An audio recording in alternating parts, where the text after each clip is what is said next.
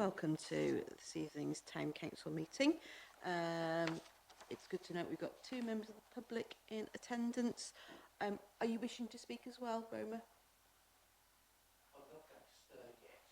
Okie dokie, thank you for that, Roma. So we do, are you talking about the recording of public council meetings or? No, you've done that bit, perfect, okay. Well, we'll move therefore swiftly on to the public participation session, and Peter, do you want to take the floor? So, okay. This might sound a slightly strange thing to say. It's not kind of a normal pre-council address, but anyway, it's about policy, and it yokes together neighbourhood planning and HMOs, but I've written it down anyway. So I'm secretary of a residents group in Oswestry Town Centre, just to the south of the central car park.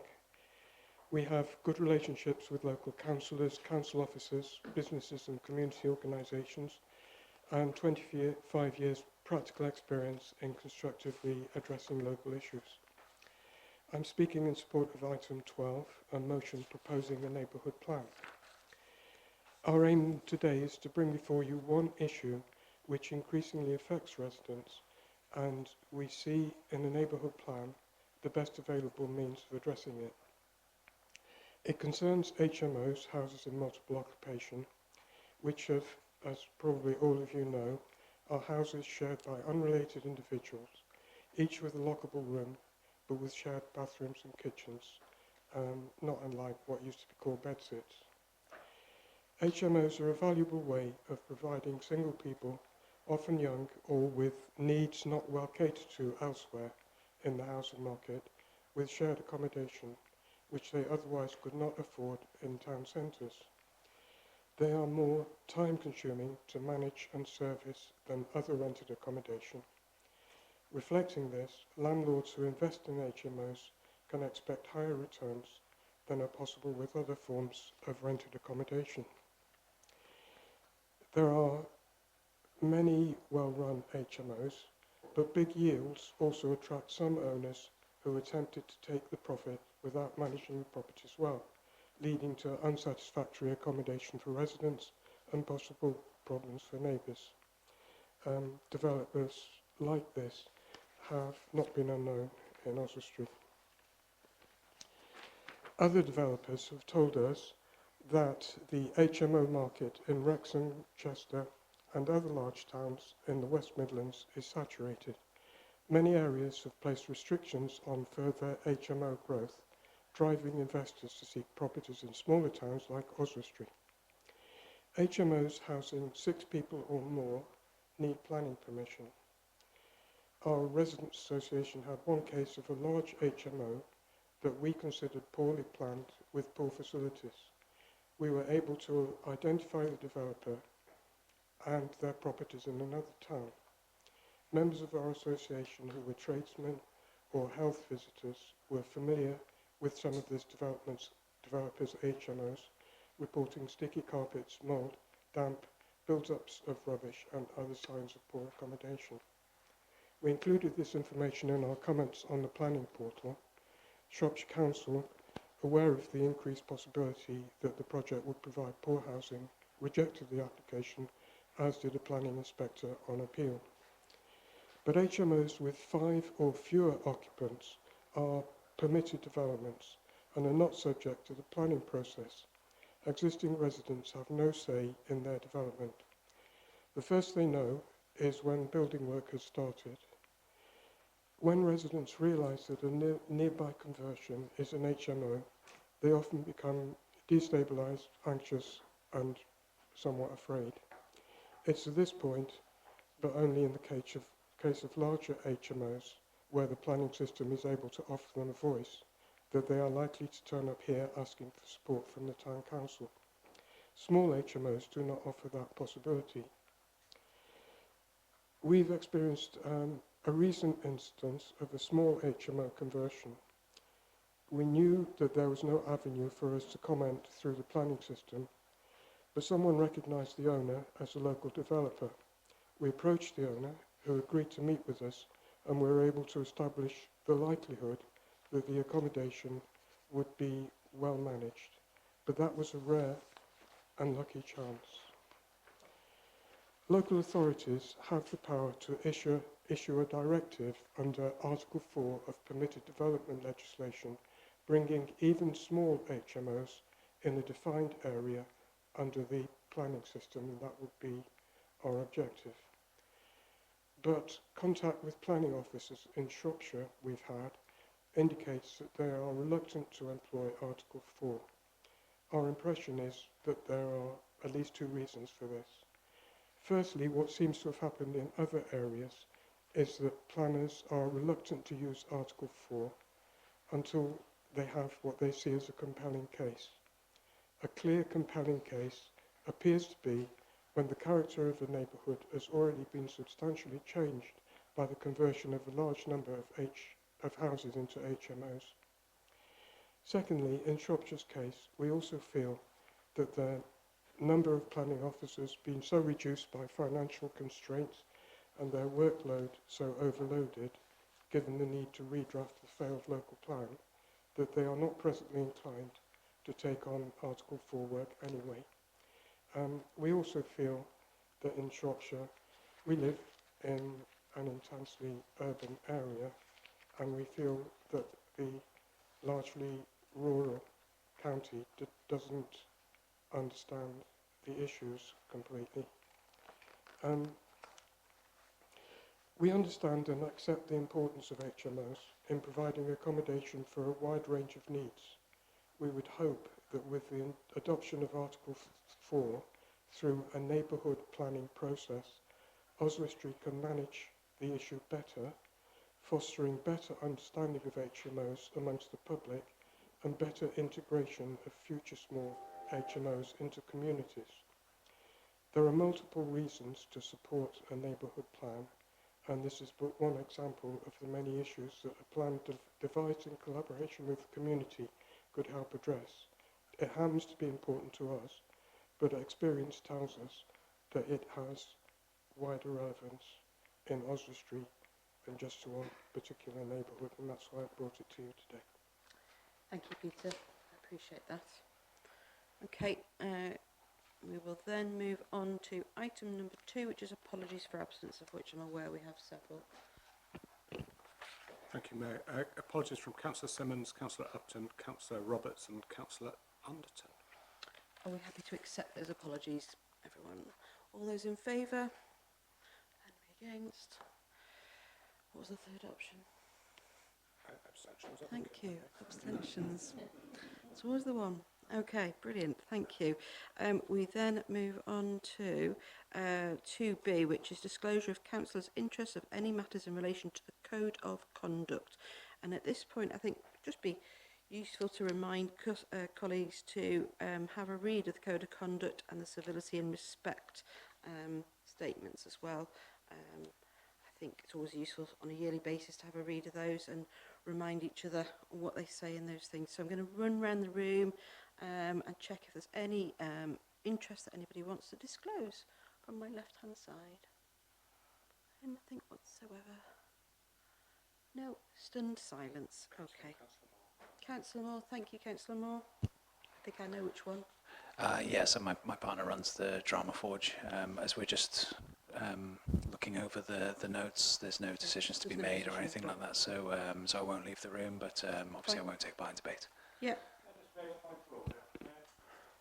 I do notice that there's a few councillors here who haven't registered their interests, which we're now a week past. It could be there's a fault in the system, I know, but the law requires them to be registered on Shropshire Council's site, and there's 4 or 5 people who haven't registered their interests, which means the public can't see whether they think we've got an interest. We might or might not, but the reason for registering is that the public can make their own judgment about that. So I'll just leave it there, but I'm just going to say I've spoken to a couple of people who I know haven't registered. If anybody else hasn't, this is quite important. It's a criminal matter. So just urging those people to make sure their registrations are made. Thank you. That's all that I want to raise. James. Just to ease Councillor Kerrs, there has been an email from a Shropshire Council officer this evening saying the website isn't up to date. There are 1,200 applications they're currently going through, and they haven't been able to accept them all. Therefore, it's just administrational error. Okay. Unless there is any, unless there's any further disclosure of councillors, David. Just in the items pertaining to Shropshire County Council, in particular the SIL item and the neighbourhood plan, because I'm the portfolio holder for both of those areas. Okay. So just thought I'd sort that out. Thank you. What are you proposing to do? Just disclosing them? Yeah. Yep, fine. James. I just wish to disclose being portfolio holder for items 12 and 13A, but I do attend here as a town councillor and will make my decisions accordingly. Okay, thank you. Anybody else that I have missed, perhaps? No? Okay, brilliant. Do we need to vote on disclosure? No, we're noting them. We're noting them. That's what you just noted. Yep, okay, we will note and carry on. Moving on to item number 3, the minutes. So we are seeking approval of the attached minutes of the annual meeting of the council, the mayor making on the 19th, and the town meeting on the 21st of May 2025. You've had the minutes attached. Has anybody got any queries about the minutes? Anything they wish to clarify? No? Okay. All those in favour of the minutes? Anybody against? Any abstentions? Excellent, we've got all 3. Right, we're then moving on to item number 4 to answer any questions. So, are there any questions that have been raised? Mr. Clark. Mr. Clark. You called me Madam there. No, there aren't any questions, Mayor. Thank you. Okay, then we move on to item number 5, which is the statement of annual governance, which does need to be minuted and considered separately. So you've got a report in your pack, TC4351/25 from the town clerk and the responsible finance officer, which we have in the room today. Shall I? Yeah, thank you, Mayor. Introduce colleague Helen Belton to you. Helen's the council's responsible finance officer. Job title's finance manager. And before we go into note of thanks to Helen for all her work in pulling all the stuff together. This particular agenda item has to be signed off before we consider the annual return. It's a statement that confirms that the way that the council's been managed over the last 12 months has had due regard to efficiency and effectiveness and proper governance. You will see from the level of detail around items such as risk management, budget monitoring, project management, that the council takes these matters seriously, and I'm happy to confirm that the council aligns its work with its corporate vision and its priorities, and will continue to do so in the future. And I would just ask you to approve and adopt this statement and confirm that the systems of internal control are adequate. Okay. So are we voting to accept? Well, I hope so. I absolutely hope Happy so. to Yeah. move? Yeah. Okay. Seconded by? Perfect. Grace. I have turned them on. On the side and then the front. Good evening, Councillor Goodlad speaking, just for the sake of the AI. Thank you very much, Mr Clark. I actually wanted to propose a vote of thanks to Helen and the team. Having undertaken this job myself, is one of the worst jobs in the corporate calendar. It is incredibly time-consuming and invasive, and I'm very proud of the work that you've put together on behalf of our town, bringing together such a good document. Thank you very much. My apologies, councillors. That was a nice way of rounding it off. It was just timed perfectly. Before we vote to accept and adopt the statement, is there any further comments that any councillors have that are in the room? No. Excellent. Okay, so all those in favour of approving and adopting the statement? Against? Abstentions? Excellent. Moving swiftly on. And I think before we move swiftly on, actually, I do also want to extend my thanks to Helen. Helen's role is one of those roles that's rarely let out of the office and rarely seen in public, but actually does a lot of hard work that means that we have a lot of information at our hands, which is really important. So thank you, Helen. I appreciate you. Thank you very much. Okay. And then moving on to the next bit, the annual return and final accounts 2024-25. You've got a report in your pack with a brief background and explanation. Is that okay if I come in? Absolutely. So I always acknowledge that in an election year, this is actually tricky for an incoming council because you're signing off the accounts of the previous council. So I think it's important to acknowledge that. But it is an accounting exercise and it is based on the 24-25 transaction. Just reassure you, they have been audited once already and they will be audited again. So we have an internal audit undertaken by Shropshire Council, and you'll see that they've approved the information we've provided, and once council, if council approve, hopefully you will, they will be audited again externally and will be subject to public inspection. So you can see it's quite a rigorous process. There's a detailed report. I'm asking you to adopt the final accounts, and we will ask the Mayor and myself to sign, and we'll do that. But I think from this report you get a good feel for the amount of work that goes on at this council, the level of transactions and the number of transactions and the value. And I think I'd just like to say that we've been a little bit of a victim of our own success here in Oswestry, because in having been successful for external funding, there's additional transactions both in and out of the council. So managing external funding does take a considerable amount of resource. The summary, I suppose, and I hope you will have seen this, is that the council is in very good financial health, and I'm sure that the new council will consider its medium-term financial plan alongside its review of priorities moving forward. I'm happy to try and answer any questions that you have, but you'll see that the total income over the year was 2.4 million, expenditure of 2.6 million, and there's a true balance of 4.4 million. So for a council of our size with the resources, I think it puts us in an extremely positive position moving forward. We said thank you, I can do that again. And yeah, it's a statutory document that we must fill, so I'll hand over to you. Brilliant, thank you. Grace. Thank you, Madam Mayor. And again, thank you to the staff. I have a couple of questions, mainly to fill my own ignorant blind spots as a new councillor. Please don't misinterpret this. I was wondering if somebody could run me through in the budget comparison for the year 2024-25, marked page 5. Just for those of us who are new, the title Free Resource, just it would be helpful to know what that budget actually pertains to. I'm not trying to be difficult, just I have no idea. And I've got sort of 3 questions. If I give you them, and then it gives you time to think if any of them are tricky. The other thing is on that same schedule, the difference between budget and actual is quite marked, and it might be helpful to have an explanation of what happened to cause that discrepancy. Things happen, it would just be useful to know. It's not, again, not a criticism. And again, item 10 in the accounts, earmarked reserves, page 21, I note 0 budget movement whatsoever on those, and it would just be helpful to understand what sort of time frames these reserves are planned for, and if we foresee anything happening, and if there's any reason why anything didn't happen last year, if there's anything not going to plan. There's a couple of other little things, but they're the biggies for me. It would be really helpful if I could just get my head around those a little. Thank you. Really grateful for the question.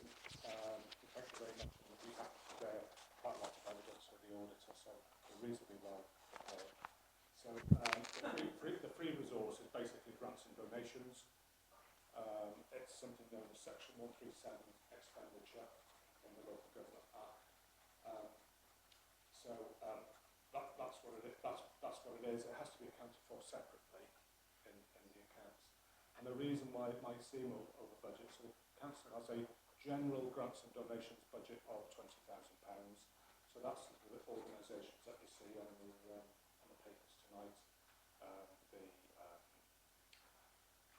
The sports schoolroom, the counselling services. So that's that general grants and donations, and that's £20,000. But over the year, the council gave grants to businesses to breathing new life into empty properties. So whilst that's capital expenditure, it has to be detailed as free resource because it is a grant, but it's capital expenditure. It's just a case of It's not over expenditure, it's just where it's listed in the accounts, if that makes sense. There are, and Helen might be through this, there are a couple of transactions in there that possibly could be elsewhere. So there was a grant that we worked with CNS for driving children, which is listed as a grant. It was funding that, it was external funding that we had that we then forwarded onward. That possibly could have been accounted for in children and young people as opposed to in free resources. Which one does it sit in? So that's those questions, if that's okay. And in terms of reserves, we have reviewed reserves, so and reviewed them in January 2025, and they'll be reviewed again in January 2025. There's a little bit of duplication in the report, so they appear on page 16 and on page 21 as well. The most up-to-date review is page 16 because it does pull them all together and provide a bit of a different summary. Those set out in 21 historically how they've sat for many years, and we've reviewed as part of the council budgeting process, and hopefully there's a little bit more clarity in there in terms of what that money could be used for. In particular, the election reserve, for example, of £20,000 would be used because one of the problems of having elections. There's no way I'm going to remember that. One of the problems of being a place where people want to stand for election is that you have to pay for it. And so we're expecting quite a hefty elections bill next year, so that reserve will be used for that. So does that answer your questions, Councillor Goodlad, a little bit? A little bit. I think I was maybe slightly unclear in how I phrased my question pertaining to page 5. My biggest question really on that page was the budget of 1.4 million versus 146,000 as a discrepancy was more that was my bigger concern, but perhaps I didn't. No, it's fine. And that's the majority of capital budget. So there's an intention, for example. So there is an example. I'll use the example of the roof on the centre, which was programmed in. The cost of that is about 250,000. In the main, there was quite a lot of variation during the year as we managed to bring in external funding. Some major works needed as well, but also on the other side we received quite a lot more money in interest than we were expecting, and you'll note on the report that car parking income, so it's a two-way thing, so car parking income was significantly, was higher than budget, so those all things, counteract each other, but the capital programme was an aspirational one, and there was quite a few projects on there which either we didn't deliver in the year, such as the centre, the roof on the centre, or will be just slightly slipped into this year, Helen, isn't it? Is that okay? That's very helpful. As I say, it was really just to try and understand some of this as a new member. There's lots of budget titles that we're not yet familiar with and projects we're not familiar with, so getting some sort of overview when we have all this in front of us to approve is very helpful for me at least, so thank you. Duncan. Yeah, just echo the earlier comments, and thanks to Helen, but also thanks to Alan and his team as well, because I think it's a fantastic achievement from the budget, and managing a budget with so many lines in it and such varied expenditure is a challenge. I just want to pick up some things on the income side, because the income side, looking at 24 to 25, has gone up 18%, which is quite a jump. It's certainly not the precept has gone up 18%. Some of that is car parking income, I do get, and that sounds good, but just a word of warning to my new colleagues, the problem of car parking income is it can be quite fickle. It can go up, it can go down. Most parish town councils in Shropshire rely upon the precept for almost 80% of their expenditure. That's very stable. It doesn't vary. We rely quite significantly on car parking income, and just it's difficult. And when it goes down, you can get caught cold quite quickly. A few lines there that I would like some explanation of. Those things like Guildhall and Archives have gone from an income of 10,000 in 24-25, so 23-24 to 43,000. Parks and open spaces, not quite sure we're getting income, has gone from 50,000 to 100,000. And the horse the central car park WC now brings in 81,000, which sounds quite incredible to me. So there does seem to be some very significant income figures coming in. I'm not doubting them, but I'm just trying to say these are quite surprising. And I suppose I'm just looking to say, has something happened in the year, which means it won't happen again next year? Was it a one-off, or is that consistently, can we now budget on that level of income going forward? Thank you. No, so just in response to the specifics, I haven't, again, I haven't got all the detail in front of me. We have some, but in relation to the central car park toilets, we managed to secure a £75,000 grant from the Change in Places fund from the Muscular Dystrophy Society, which came in this financial year. So that was 75,000. So that accounts for the majority of that income in there. In other words, next year it won't be there. It won't be there next year, but neither is the expenditure. So the expenditure isn't there either. And in other areas, you will notice that over the years, those have been here a while. Over the years, there has been a shift across our budget headers as we're trying to provide more accurate management information. Previously, information would have been summed in one budget heading without it being very easy to identify what that was for. So it'd be like everything lumped in one budget heading. We're trying to spread that out. But you'll see, for example, in Caiglas Park, there's been some savings with staffing, but there's also been expenditure on things like fitness equipment, but also on the safety surfacing as well. Damage to trees, which has been quite significant as well in the park. So yeah. And in terms of the Guildhall archives and stores, are you able to? No, but Okay. I would say though, if you have specific questions, I'll certainly let you know tomorrow. If I can't think of any answers now. It wasn't about a specific question, it was just to make sure that if they're one-offs, we understand them to be one-offs as with the grant, and don't budget in expectation we're going to get that income next year and get caught cold. That's my only bit. Yeah, and really appreciate the questions. Clearly, when we're talking about the budget from sort of September, October, November, we will get into the detail about services and how we fund priorities and moving forward. But yeah, this is and that intelligence is really important as part of that process. Are there any other questions, councillors? No? Okay, so we are being asked to adopt the final accounts of AGAR as a correct record and confirm the accuracy of the annual return, which are then all signed. So we have two documents for you to sign. If it's okay, we'll do that. We need to vote first. Oh yeah, crikey, yeah. Might be. So you so move. I'll second it happily. All those in favour?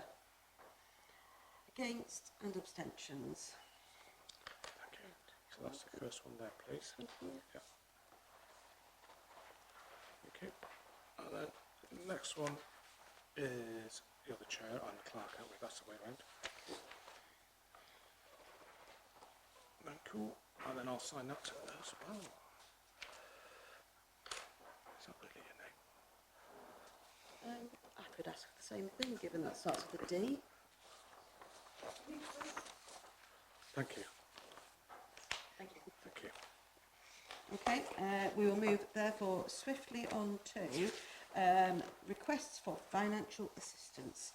And our very first one comes to us from Whittington St John the Baptist PCC. Do you want to talk about what we talked about earlier in terms of churches, or just... Just see where the discussion goes. Okay, Yeah. that's fine. So you've got a discussion and decision letter as Appendix A. Colleagues, you should have had a chance to read it. Is there any comments? Mark? Thank you very much. While sympathising with their position, I'm a little uneasy in adopting the position of allowing grants to go outside of the town. Obviously, we're an Oswestry Town Council, but one thing I think should be considered is that they ask for endorsements and possibly even advice for applying for grants from us and for their own parish council as well. I think that we do have the expertise in-house to actually provide a small amount of advice, and if we can encourage them to use advice to actually get grants, I think that's probably more helpful than anything else.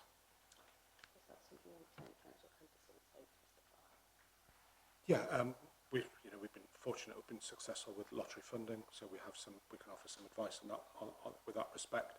I think it would be useful as a general area, and this is a general point for those who are perhaps on the area committees, is how we work together across our parishes in the area to maximise external funding and how we work together to make the most of it. So I think there's a general point there which would be good to be raised at the area committee. But yeah, happy as a response to say councillors, wish you well in your search for external funding, are unable to offer any financial assistance at this point, but however would be happy to provide in-kind support, enable you to be successful with funding applications. That feels, councillors, like a good motion to put forward. I'm happy to put forward that motion if I have a seconder. Seconder with Mark.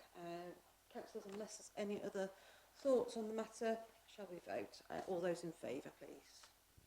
Against? Any abstentions? Awesome. Okay, we move on to Oswestry Sports Forum in Appendix B. So we're being asked to note the report, and then we're deciding about an award for future years. James. Oh, you're just moving. Sorry, stop moving. Councillors, any other thoughts on this one? So we are being asked to make a decision about future years. Fiona.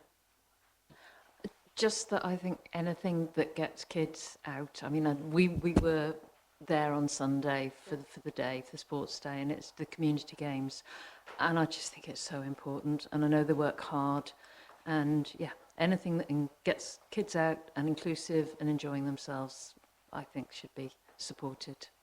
Okay. And in terms of amounts, do we have a request for an amount or a suggestion of carrying on? So we were giving them £3,000 per year. Jay. Thank you, Madam Mayor. I think that the sports forum seems to be doing a great job of finding people who possibly we wouldn't, who can benefit from these grants. One of the things that I did note, though, is that I feel that there's a little bit of a lack of our branding coming over, sort of a bit of feedback showing what, it's Oswestry Town Council, it's us who are heading up that, and I feel like that is missing. So that's something I really would like to see, because I think it's a really positive thing that we're doing, and more people should be able to know where that's coming from and be able to access it. So, agreed. Yeah. But things that we do as a council. with that sort of caveat in there, I would propose that we continue with their funding if there's a seconder for that. Mark. Just briefly, I presume we're going to put a time limit on this. We had originally for 3 years. It's not going to be an open-ended thing. So I'm assuming that we'll put a similar time limit on. The way it worked previously, there was a commitment to support them for an extended period of time, but it would be subject to an annual review, as it has to be, because you have the budget. So with those stipulations, you can decide whether it's 3 or 4 years with an annual review. It's entirely up to you. Perhaps it'll be 4 years until after your time, will it? Yeah, that seems sensible then. If we extend it to 4 years, but with a year, an annual review and a report that we get for them, and with the caveat, like Jay has said, in terms of asking them to just be a little bit more open and overt about where the money has come from. Yeah, I absolutely take that feedback on board, and I hadn't thought about it until that point was made, so thank you very much. So we've got a proposal for a motion. I'm happy to accept from the chair. All those in favour? Against? Abstentions? Fabulous. We move on to C, Oswestry Community First Responders, who have rightly so seen some money from us in the past. We... Do you want to come in? Yes, please. So similar arrangement to the Oswestry Sports Forum.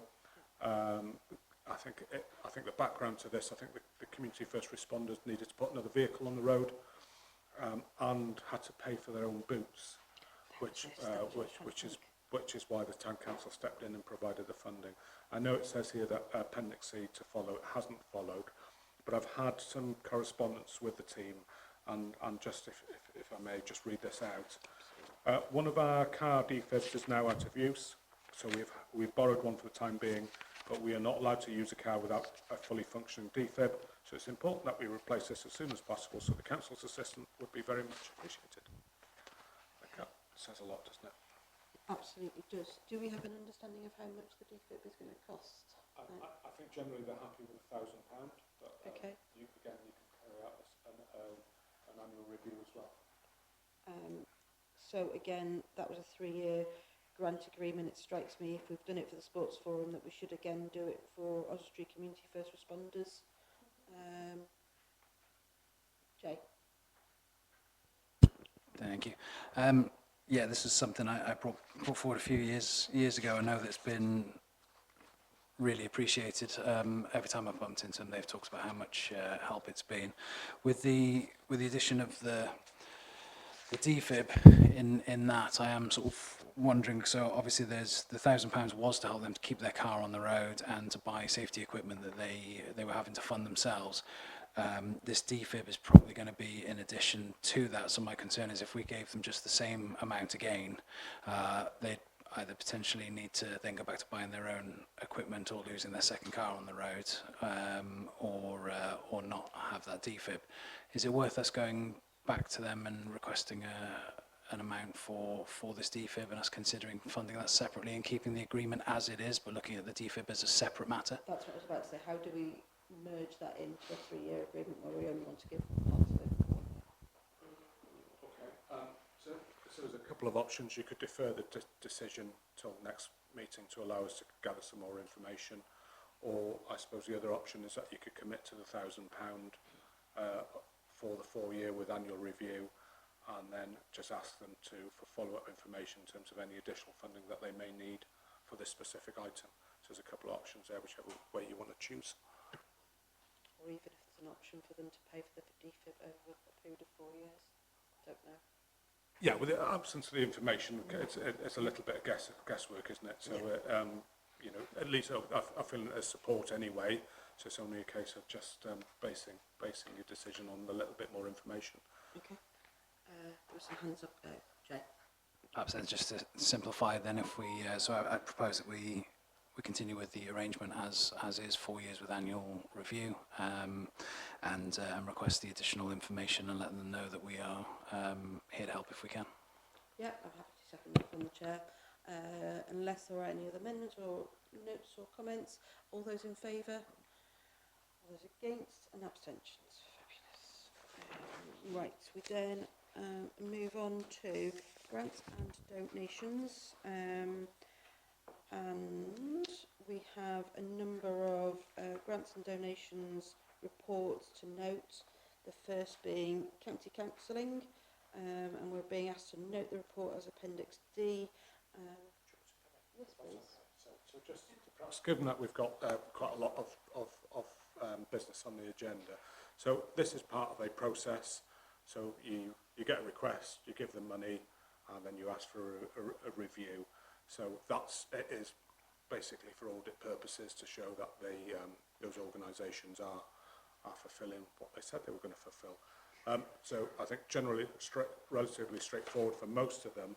But just to ask to note that the project manager at Oswestry Food Bank would like to come and speak to you at some point to share the work that they do, if that's acceptable. And then similarly we work closely with the organiser of the Wilfred Owen Festival. I know we've got a few outstanding matters with the violins that we inherited, but I think a meeting with Chris would be useful to see how that wonderful event went. But generally, these are just for noting. Okay. I was going to say something. Oh, in terms of the food bank, I am due to attend the AGM in the next couple of weeks, so I'm more than happy to kind of extend an invitation on behalf of the council, if you're comfortable with that, and encourage Grace. Thank you, Madam Mayor. It was just one issue I picked up, and I accept we're here to note, but there's an issue. There's a point raised by the Oswestry and Borders Food Bank around the terms of the grant, where it was only aimed at pensioners, and there were many people just below pension age who are struggling financially, and I would just think it's a good opportunity to bear that in mind now when we have that feedback, that next year we should perhaps address the terms of the grant given to allow them to use for those most in need, rather than keeping it restricted to the age. And they have commented that they kept only to the pensioners and senior citizens this time, but it sounds like people in extreme poverty were missing out. Yeah, I think there's a lot to learn from that particular project, from the way it was delivered, and some of the terms and conditions. So yeah, absolutely. If we take that on board, we'll have to have a full review and consider all those items. Yes, thank you. Duncan.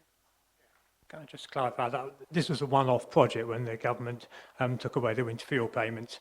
We responded by offering a project which would protect those most vulnerable and most in need. I don't think it's an ongoing project unless I've been mistaken. I think it's a one-off project. So it's up to this council to decide whether it wants to run that project, a different project or whatever. And that's what the manager of the food bank can help you with. But there is no ongoing project. It was a one-off to meet that urgent requirement.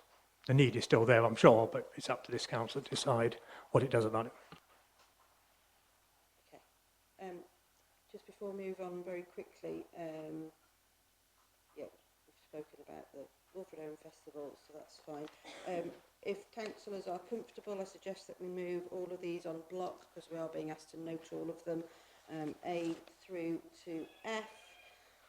Hello, Moto. So, A through till F. Oh, Duncan. Just to say that there is an event mentioned in it on the 12th at the Willow Gallery. The painter has been in town today, and the Willow Gallery have postponed the event. Do we have a new date? We do not have a new date because it was a bit of a surprise today. They went to the Willow Gallery having booked the whole venue and are now told that there is something else happening there, and they've only got a corner of the place. So they're now looking for a different venue, including possibly in here, at a different date. Okay, good to know. Thank you for the update, Duncan. So going back to it, unless there are any further comments or suggestions, that we move on block to note the reports A through to F. All those in favour? Against? Abstentions? Thank you very much.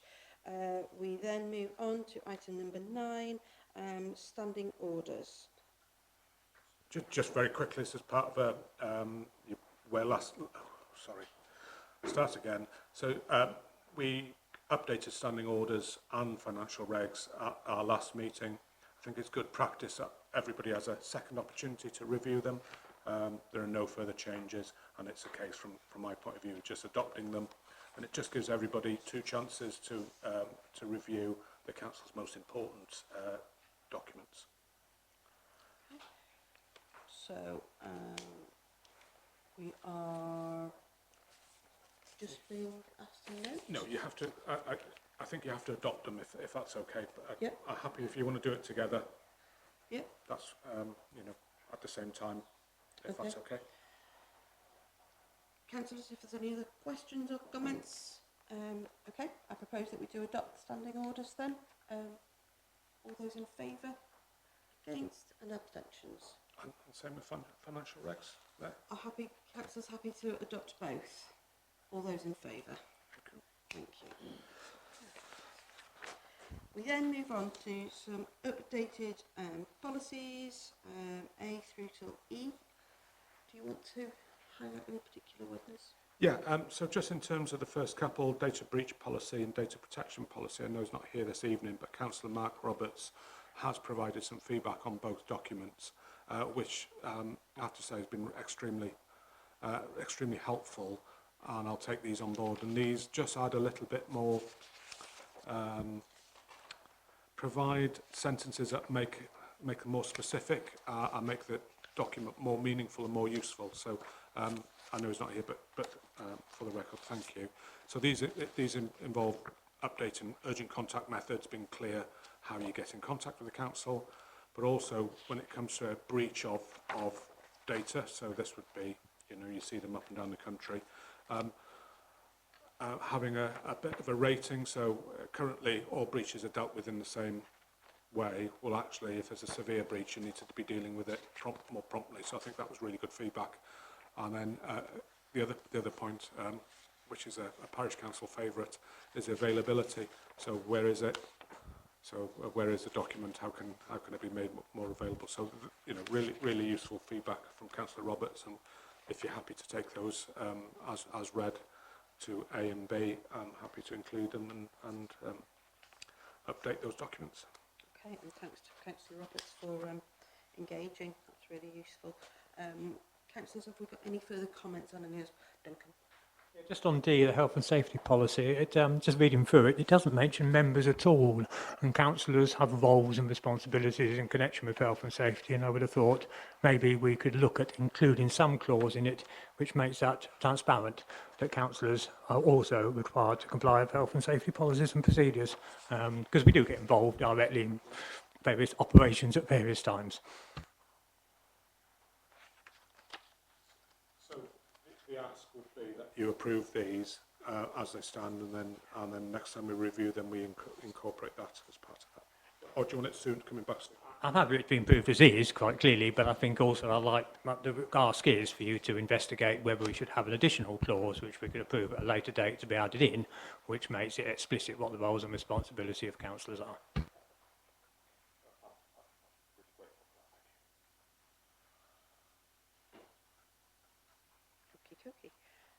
Okay, councillors, we are being asked to note those policies A through till E. Awesome. If anybody has... Can I just come in on the... Yes, absolutely. Just on E, if I find it in my papers, just a note on E that it does talk about member at IT. And one of the things I've sort of haven't picked up, there are, it's the council's policy that if members want laptop or need laptops, then the council can provide them. We've currently got one, two. Should have Two. So we've got Councillor Owen's got one, so there's two others available for councillors. If councillors want a laptop, then please let me know in writing and we'll facilitate that. They are obviously locked down to OTC stuff, and therefore this policy applies. And I know it can be a little bit clunky. So yeah, please let me know. The other point, so just wasn't going to raise this, but I'm going to. When Sandra emailed everybody the 32 documents, and I know some of you are working on phones and what have you, it's difficult. You know, it's difficult for you, it's difficult for us. So one of the options that we've got, and I think this was raised by a member, is about introducing a SharePoint folder that gives you access. We'll email you and say that the papers are here, and you can download and upload whatever those papers. It also makes it, from a data protection point of view and a confidential point of view, if you're getting confidential papers emailed to you, it makes it harder for you then to forward it on, if you might, obviously if you minded to, which nobody is going to. So it just offers another level of protection. There is a cost though, it's £70 per month to do that. And entitled, it seems like a reasonable way forward. It might be easier for us and hopefully be easier for you. Are you happy to proceed if the budget's there already? Just a thought. Or would you like a little bit more time to think about it? Thank you, Madam Mayor. It's certainly an issue that I know some of the new members here have discussed before. It has been raised amongst many of us, and I think a few people are struggling with the current format of a bulk of email documents. It is quite challenging even on a laptop, and certainly for someone like myself, I have issues with rheumatoid arthritis in my hand and flicking between 18 different documents, and one thing that online isn't an option for me. Personally, I would welcome moving to some sort of SharePoint or portal method, and if the town clerk feels there's an appropriate, robust and affordable option, I would be very much in favour. There is, yeah. So, there is an additional cost. I say if those councillors who want a laptop, let us know as well. Provide a laptop. Okay. James. Could I propose that we do look into that, accept that option if there is budget available? I think it will be useful, and it will. A lot of people here will benefit from that. So I think £70 a month is something to improve accessibility as well. Save a lot of time for us all. So, yeah, okay. So with those additional comments in mind, are councillors happy to adopt en bloc all of the policies A through till E? All those in favour? Against? Abstentions? Thank you very much. Okay, we move on to a notice of motion in the name of Duncan Kerr. Duncan, do you want to introduce? I will just read it just for benefit of anybody who's sad enough to be listening online to it. They're a shape of the debate. So Oswestry has suffered greatly from planning decisions made in Shrewsbury on land in our town. The latest example being 700 houses being built on the south-east urban extension without any local input into design and associated infrastructure needed. With much higher housing targets being imposed. I don't know why. Looking round for the guilty culprit. With much higher housing targets being imposed on Shropshire, the risk to our communities is increasing. Many other parish and town councils in Shropshire, faced with similar issues, have adopted a neighbourhood plan. 8 have already been approved and more are in development. Neighbourhood plans are driven not by Shropshire Council, but by the parish or town councils in consultation with their communities. I probably ought to have said it's driven more by the communities and enabled by the town council. It's a very locally based thing. Full details available on the National Planning Government UK and on neighbourhoodplanning.org, where grants of up to 18,000 may be available, but it's on a competitive basis and you need to move fast to get access to the grant. Shropshire is currently rewriting its local plan, a process that will take some 30 months. This is very similar to the timescale for the production of a neighbourhood plan, and run the processes in tandem means we can have them approved together, saving time and expense. The plan need not be limited to Oswestry and could involve adjoining parishes if they wish to participate. The Council resolves that it wishes to develop a neighbourhood plan and sets up a task and finish group to which the Civic Society, Oswestry Bid and surrounding parishes will be invited to understand and develop the process and report back to Council on how to proceed. Thank you. Councillor David. Councillor Walker, I'm just second that, but in doing it, I'd like to move an amendment to that just to tidy up some technical bits, if that's okay. When you said about laptops a minute ago, I could do with one at the moment because my battery's gone flat, so I'm now reverting to my phone and having all that problem. If I read out what I've sent round to... Councillor Walker, so we've got a proposal, I'm assuming from yourself. Yep. Okay, do you have a seconder? So you've got a seconder in that? But it's been seconded as is, now it's been amended. Okay. Okay, so we will therefore move to an amendment to listen to that first. Okay. Sorry for the confusion. That's okay. So what I'm suggesting is an alternative wording to what Duncan has suggested. Is Oswestry has suffered greatly from planning decisions made in Shrewsbury on land in our town, which with much higher targets imposed on Shropshire, the risk to our community is increasing. Many other parish and town councils in Shropshire, faced with similar issues, have adopted a neighbourhood plan. 8 have already been approved and more are in development. Neighbourhood plans are driven by the community, not Shropshire Council, the town or parish councils. Local councils start the process and help create a community steering group to deliver the plan. Full details of the benefits and the process can be seen on the Neighbourhood Planning Government website. Grant funding for a consultant of up to 18,000 has been available in recent years.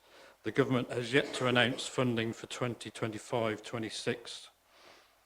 Shropshire Council is rewriting its local plan, a process that will take some 30 months.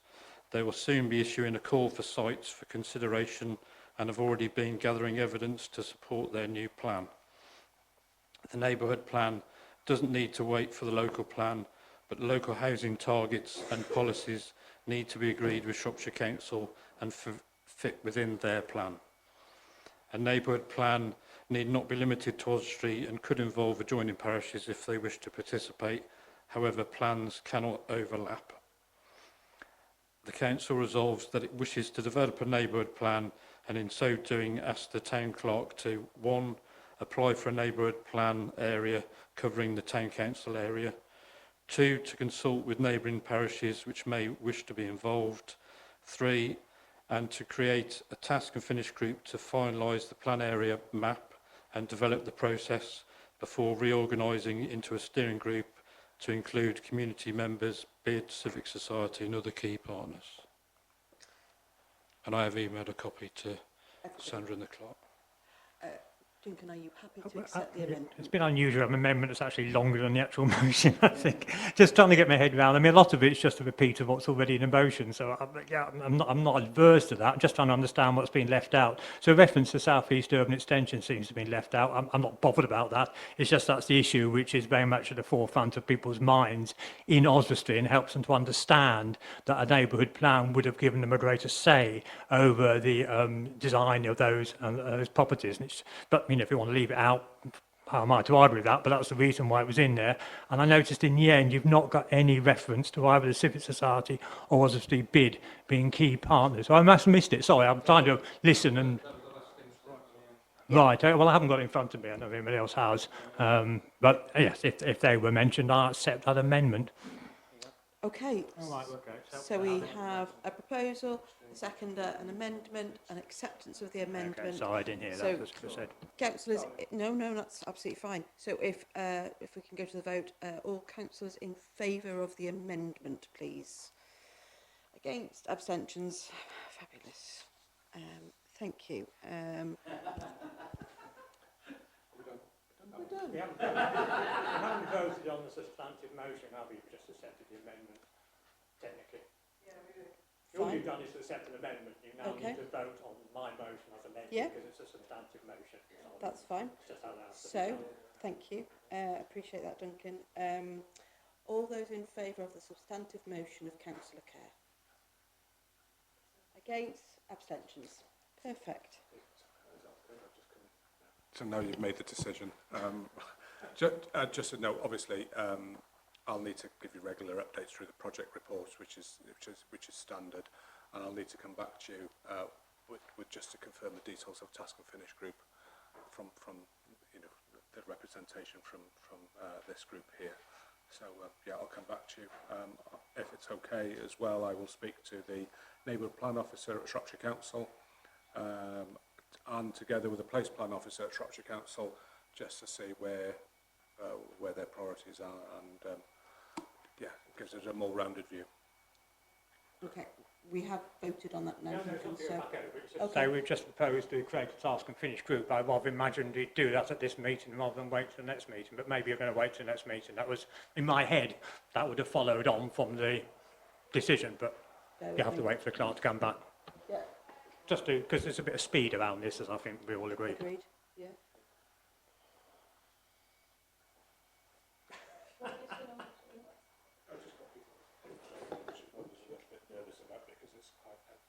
Exposed. And then Louise? I can't work out where it's coming from. It's a card. Can't do anything about that one? Okay, so we have voted. Aaron's talked about task and finish. Duncan is suggesting that we deal with a task and finish group membership now to expedite the process. Mr. Clark, Aaron, James. Do we need to apply for a neighbourhood plan first and get it sort of accepted by Shropshire Council's cabinet before setting up a group? Because if we've not been given sort of permission to do it. David, Swings around. speak please. Sorry, just for clarification, the 1, 2 and 3 don't have to happen in that particular order. You can, that's why I structured it, so you can do them all concurrently. But to go back to Duncan's point about doing the task and finish group, if you've agreed to do the task and finish group, then you need to decide who's on it and how many. Yeah. Okay, so therefore, as per multiple requests, we have a task and finish group to set up and finalise membership of said task and finish group. Do we have a maximum or minimum numbers? That's difficult. I think it'd be useful just to get a feel from members, get some names from members, and then I'll approach partners. I'm speaking to the bid tomorrow. I'll approach them, and you know whether there are any other organisations that you want to invite along. I'd suggest, you know, you mentioned the Civic Society. I'd perhaps reference a residents' association who maybe want to be involved. I can't think of any off the top of my head. Stuff like that, really. So, and I'm happy to work with you and, you know, come back and confirm those details at a later date. But from this room, it'd be good to Is it likely to be something that will be happening during the day or the evening? Because that has an impact from a practicality point of view with people. So I just do not know.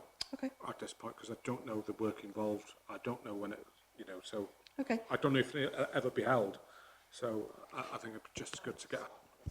So nominations then, I guess. I was going to ask a question, because there's the thing about other neighbouring councils, would we want to have them involved in the Task and Finish group as well? Is there a little bit of horse and cart here in you contacting them and coming back? David?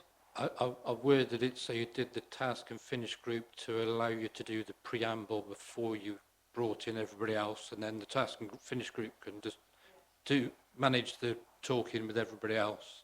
So my thought was, whoever you have on the Task and Finish group folds into the steering group once you've set it up, so that you want to have continuity with the members, but you don't want to have a massive amount, I wouldn't have thought, because you're going to have all these other people. So I'd have thought you'd have a maximum of 5 myself, but it's what members think, really. Duncan? On the question, I imagined that the members of the Task and Finish group would liaise with local parish councils. It'd be great to have them on board, but the way they're approached is absolutely critical in that. And if they get a sniff, this is also time to tell them what they're doing in their area. They run a mile. So I thought it would come well from the councillors who are involved in the Task and Finish group, just to sound them out. And it may be they develop a plan alongside ours. So they have their plan, we have our plan. We'd have no overlap between the two plans, but we work together on issues. Or it may be you can have one plan that covers the 2 areas, but that may be too big a step. So, there's a number of ways it can be finessed, but I think for Oswestry, it's actually quite important to try and develop a neighbourhood plans for the areas around, because the pressures on Oswestry will fall into Mordor and St Oswald's and Gabowen, and those residents will look to Oswestry for all their shopping and their amenities. And so that, those settlements are intrinsically linked, I think, to our town. Duncan? Yeah, one thing was for me just to get clarity about where the Task and Finish group ends and the membership, and then how that transitions into the steering group, and does it grow at that point? And actually, to echo your point, because wearing my Shropshire hat, I have 5 parish councils which all look towards Oswestry as their centre. One end of my patch doesn't talk to the other end, but both ends talk to Oswestry, so it is key to them. Okay. I think, sorry, Jay.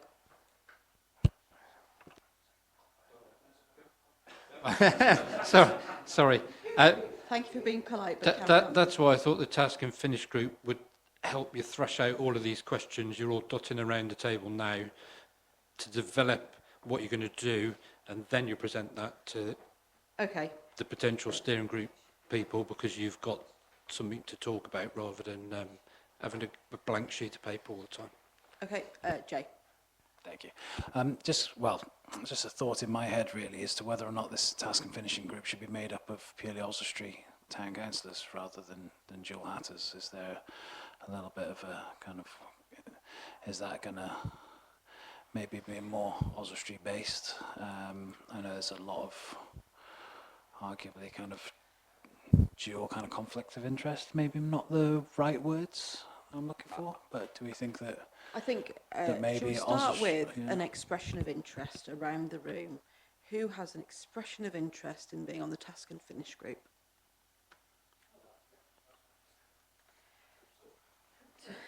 Duncan Kerr, Jay Moore, Darryl, yep, Grace, yep, anybody else? Lucy, yep, Mark, anybody else? Lots of nodding and whispering. Anybody else wanting to raise their hand? Or very specifically, thank you very much, Kerr. Okie dokie. So we have, out of 1, 2, 3, 4, 5, 6, we have one person who happens to be Shropshire Council. So, Jay, does that feel comfortable in terms of a prioritising of Oswestry? Yeah, in that sense. I mean, we said 4 or 5 there, didn't we? So 6 is, we just think if we've got a lot of partners and stuff coming in as well, that potentially we could end up with very large scale meetings, a lot of.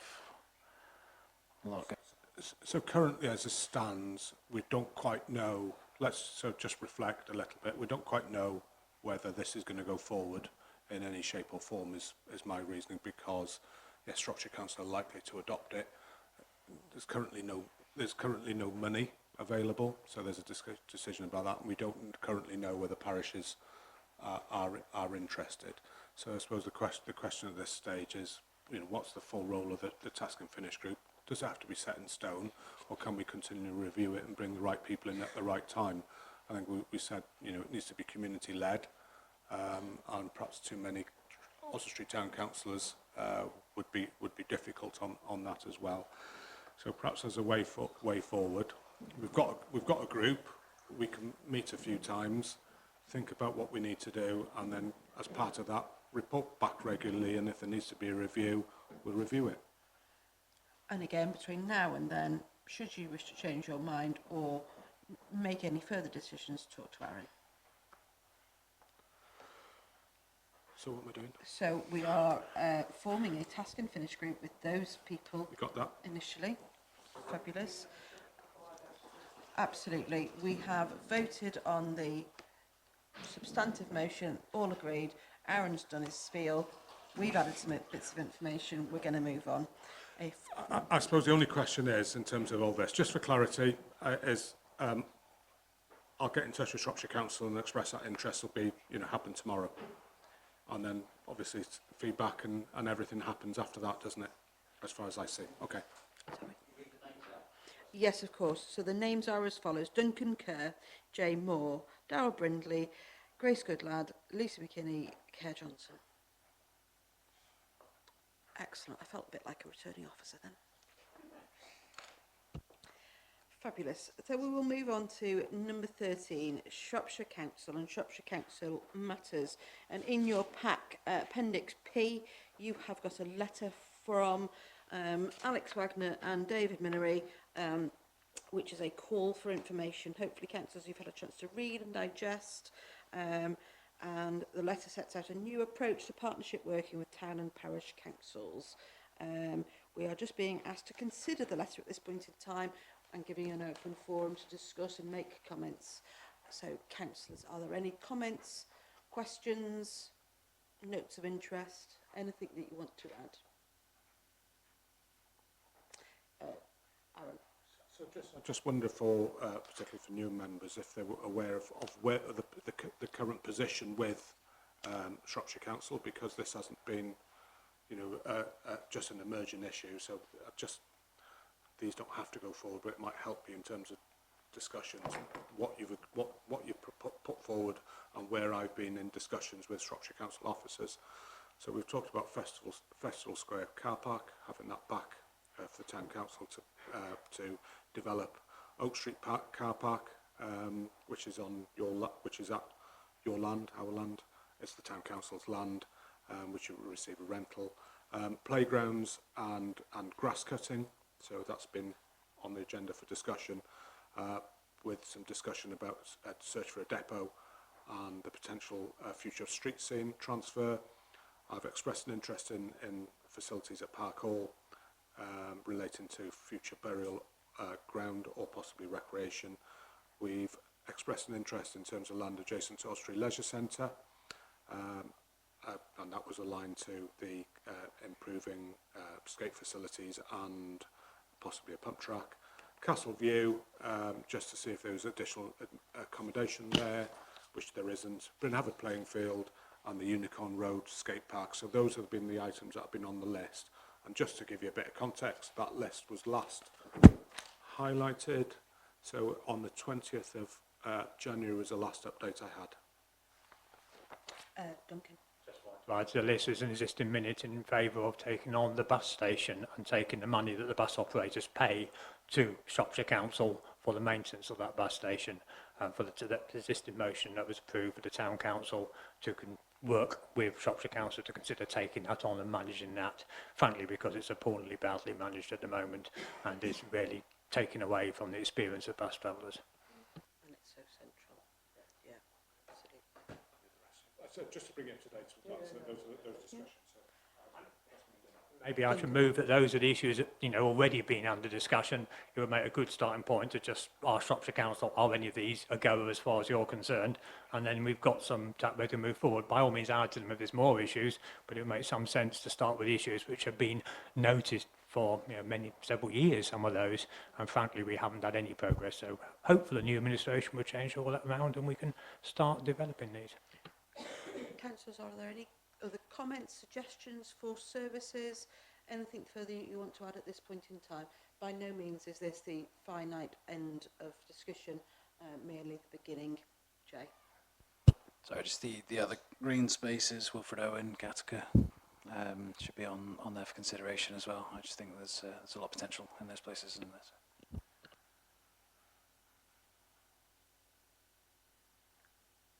There is a request, I'm on dangerous territory here with this one, but there is a request about what does partnership working look like, and I think what is important moving forward for town and parish councils is that there are shared priorities in an area.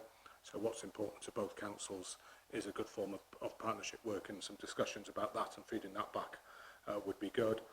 And for example, input into bus routes, public transport networks, and setting a desire to be formally consulted on those.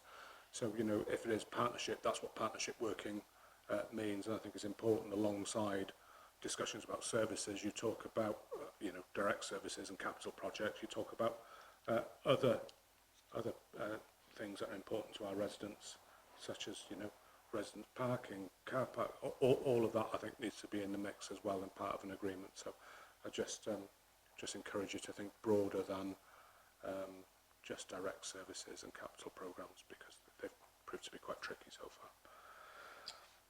Okay, so we are simply being asked to consider the letter at this stage with a call for information. So we've certainly got a basis of a response at this point in time, haven't we? So you delegated? Fiona? Sorry, this is just ignorance of everything that's going on, but the partnership working, and you're saying about taking things back in a way to Oswestry, they're devolving things back to Oswestry's, into Oswestry, are they? And if they do that, is there any money in Shropshire Council to help with the fact that we're then taking on these services? That's the big equation that you are going to have to work your way through eventually, isn't it? And it's going to be a difficult decision for you. But as it stands now, we have no information or evidence to present to you. So I think it's important that we collect that for you. But yeah, absolutely. So what's the deal? What I would say, just in terms of you noting, Mayor, are you instructing me to write to the deputy leader to set out, perhaps update him in terms of the council's expression of interest, and add a few other lines in there as well? Are you happy with that? I will respond in a second if that's okay. Jay? Fabulous. Grace, then Jay, then Duncan. Really, again, it ties into the point that Aaron just made, bizarrely. I was merely going to ask, obviously, we've discussed the very outline of this, and Aaron said we should go away and pause and reflect and think of other ideas.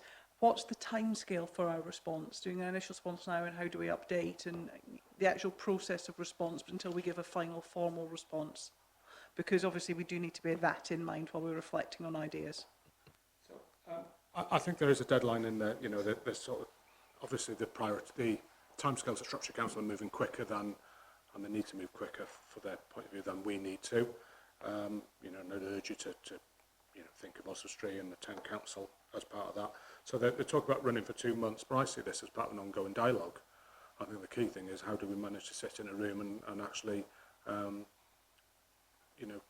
agree some projects, agree, you know, financial return, and we haven't yet reached that point. So, yeah. As far as you're aware, we're able to make a statement and they'll come back to us, we can add them then, and it's not, that's great, that's all we want. That's my understanding. I don't think I'm wrong.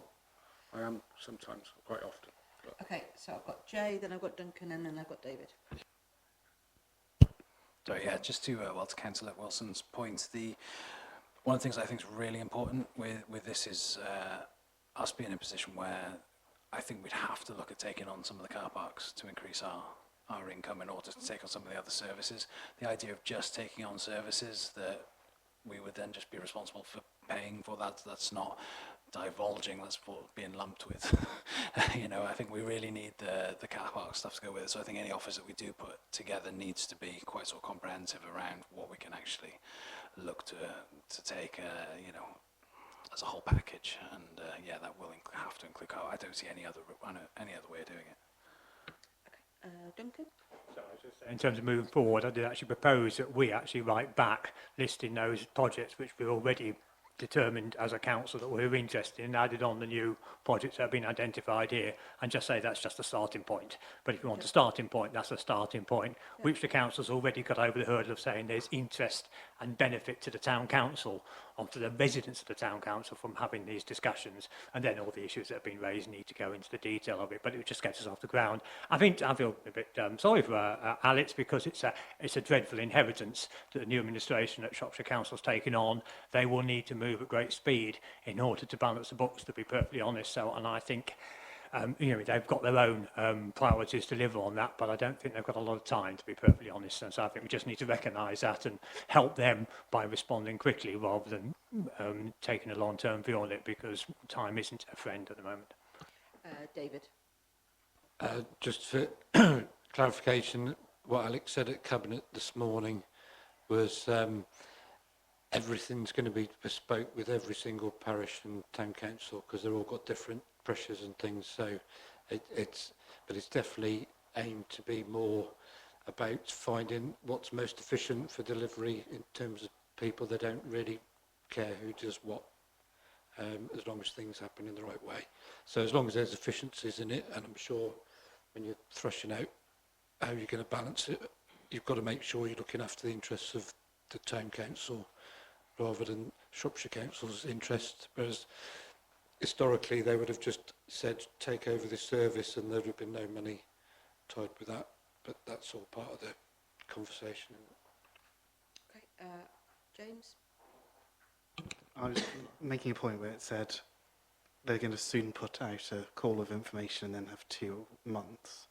If they do that like between now and the next meeting, we then don't have another council meeting in those 2 months. So it would be quite a lot of, like, you'd only really have one negotiation between now and... I think going on Duncan's suggestion is that we, at this point in time, we delegate the responsibility to the town clerk to write to Shropshire Council in response to this call for information, identifying those areas that we've discussed this evening. It was then, if they come back, it'll go back to one meeting and then there'll be no meetings after that. It's a matter of, is the clerk happy to negotiate on behalf of us for 2 months? So I see this taking a lot longer than a 2-month process, and I think it's going to be a series of ongoing dialogue, and back and turn. I can see, you know, a meeting with Shropshire Council at some point in the future. So, you know, to resolve these issues in 20 working days from our point of view is virtually impossible anyway. So I do see this part of an ongoing, positive and open and transparent discussion. That's how I... Is that you, Roma? That's how I hope it will go forward, and we can work through timescales when they're possible. Just for example, it took over three and a bit years to get the centre transferred over. So, you know, those sorts of timescales are fairly, I know you may not have them, but they are fairly scary. The key thing from my point of view, so to help you make decisions, and these are the questions I'll be asking and encouraging you to insist on, are what are the 2P implications, if any?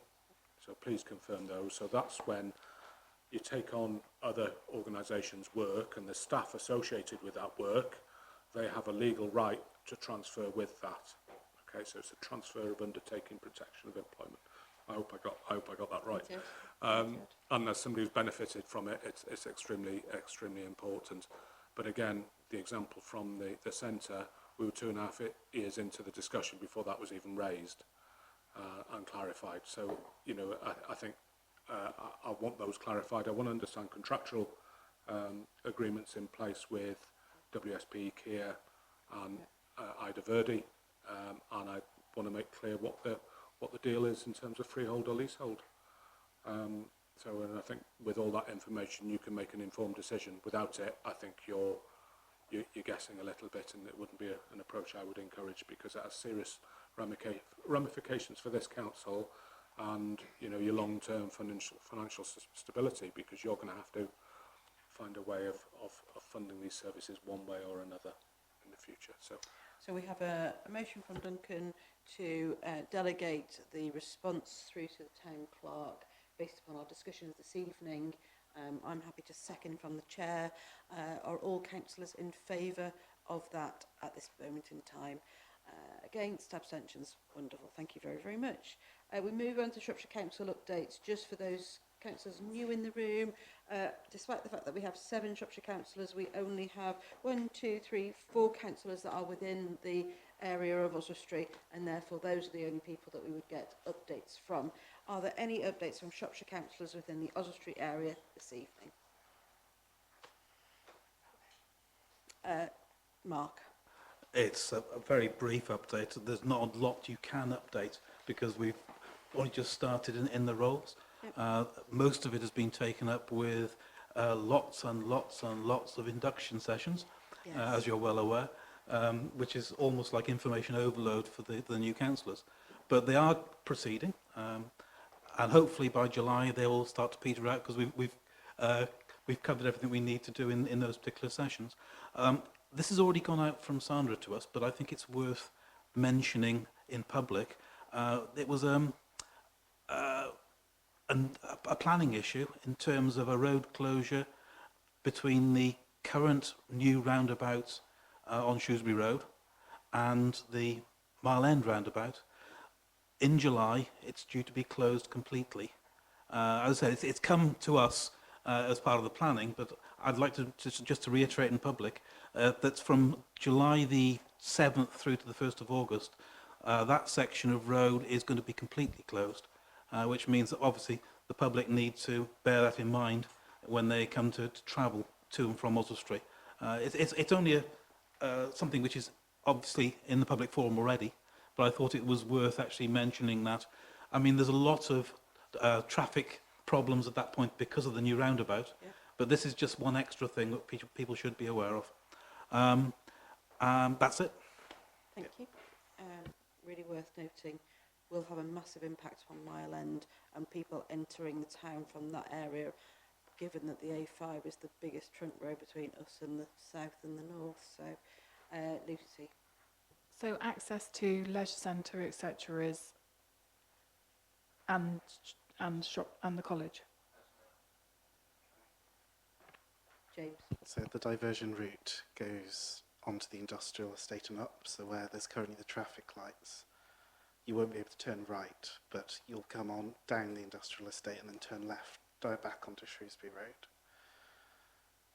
Which, so you're currently you've got that little filter lane as you go onto the Maysby Road junction to turn right into. That will be the main road into Oswestry from Shrewsbury.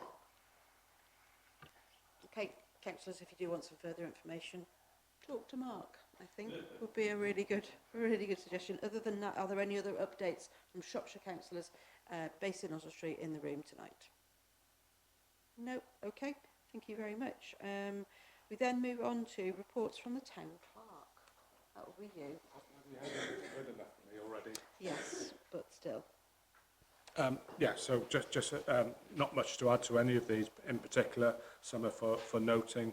I haven't put the projects update on this agenda because it was such a short time since we last met. I'm aware, so that we've got the risk register which is in place. I know there's a question to be asked about that. Thank you to Sandra about the complaints to council. So 5 complaints in the quarter, and you see what they're about. Post office, you know, so you know that update, so there's nothing to say there.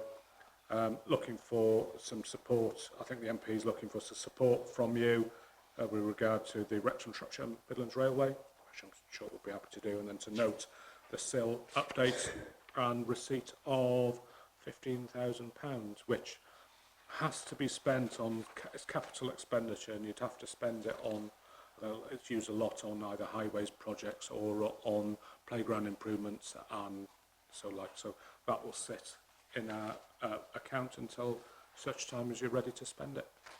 Okay. Given that we've got some disclosures of interests relating to E, might I suggest that we look at items A through to D initially? Do we have any comments around the risk register within the room? Richard? I just wanted to comment on item 12, which is changes to elected members result in different emphasis on priorities. I appreciate perhaps we haven't exactly clarified what those priorities are, but it won't be for looking at change when there's 17 members of the same nominal party. It's unlikely that you're going to get any change on emphasis on priorities at all, and I would have thought that the risk of that goes from tolerable down to low. Okay, I've got Duncan and I've got David. Just do, sorry. My view on this, the risk we're trying to score is a risk of a change in the priorities, not which comes as a result of a change of elected members. If we've had a change of elected members, you'll see from the annual governance statement that we have to report back on the council's activities against the priorities that were set by a previous council. We haven't determined that they are the priorities of a new council. The Transformation Working Group has set out a programme to deliver the priorities, but until all those priorities are set, the town clerk has to say there's a risk, I think it's low, it's a tolerable risk, that you may decide to do something radically different from anything that's been done before, and that's a risk to the council, whilst we work out what those priorities are. When you know what those priorities are, the town clerk can say, yep, that's absolutely fine, there is no risk. But until you get to that stage where you've either, well, I suppose you could just accept all the old priorities and run them forward, but if you want to change the priorities, and we don't know yet, then there remains a risk, there has to remain a risk. But maybe the wording is wrong, it's not changes to elected members, well it is actually in some respects, it's changes to the priorities consequent on a new administration taking power, which is absolutely fine. But that is a risk, and I think you have to accept that. I mean, it would be foolish not to accept that is a risk, and it dies when new priorities are set. And then we can report against that in terms of the plan and in terms of the statement when we have a corporate plan. At the moment, you're running on a corporate plan which reflects the old council, and that is a risk. Okay, David. I need to say that I might be able to make your life a bit easier for E, because the alarm's gone off at the office, so I'm going to have to go. Okay. So that may, but I mean, it's a procedural thing anyway, the SIL, it's down to the square footage of properties. Okay. But you need to head off. Okay. Thanks for letting us know, David. Okay, in which case, councillors, unless you have any further comments, are you, if we're going to just look at D, are we as councillors happy to support a letter from the council in support of Helen Morgan's request of the Wrexham, Shropshire and Midlands Railway? That is a mouthful. So I guess let's take a vote on that one, and then we can take the rest of them on block. Fiona. Can I ask this, the Wrexham, Shropshire, this one, that is simply about improving the line to Euston. It's not about the connectivity between Oswestry and Gabowen. No. No. No, Okay. it is entirely the line. Okay. the main line between us, and the difference that the last attempt to do one took it into Marylebone, but yeah, but now it's Euston, which feels much better. So if we're comfortable, let's take a vote on D initially. All those in favour of writing a letter in support? Thank you, councillors. Against? Abstentions? Thank you. Okay, therefore let's take A through till E on block. Councillors, all James. Sorry, it was just on C Yep. that even though the main post office has been saved, they've announced the closure of the Cabin Lane one definitely from mid-July, which is disappointing for people because it is a well-used post office on that side of town. Yeah. So it's a matter of, I would ask that we still write to the post office to sort of ask them if they can keep trying to get another branch open on that side of town. They have no obligation to, but it is well used for that procedure. Okay, so you're proposing the town clerk writes to post office in support of the other post office. I'd just be grateful if you want to pencil something, James. So happy to pop it on. Okay, given that we're asking the town clerk to do something, all councillors in favour of that? Against? Abstentions? Brilliant. Okay. Last attempt. Let's take reports A through till E on block. Councillors, all those in favour? Against? Abstentions? Thank you ever so much. Massively appreciate your time. Right. We then move on to item 15, which is the report from the Finance Officer. Helen, this is your moment. No. That's sundry creditors. That's for noting. Fabulous. Nothing to So, say. excellent. So, we are the report from the Finance Officer, sundry credits. We're just being asked to adopt them. You've got them in your pack anyway. So you're being asked to adopt the below statements of accounts approved for payment by nominated members. So, Jay. Move we adopt. Happy to second that. All those in favour? Against? Abstentions? Fabulous. Okay, so we move on to 16, reports from the Operations Manager. You have got reports based on the changing places stats, LED street lighting, Oswaldwell and the Guildhall.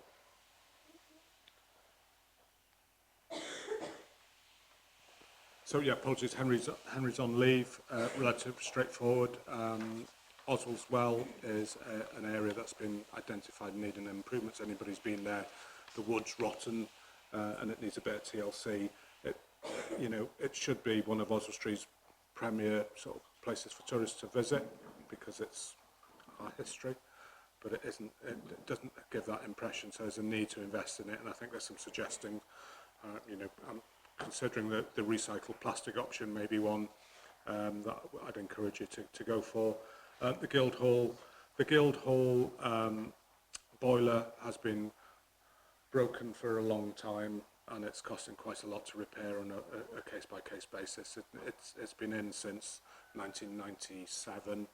It gets a lot of use. It's a fairly inefficient building anyway, and we're looking to address that.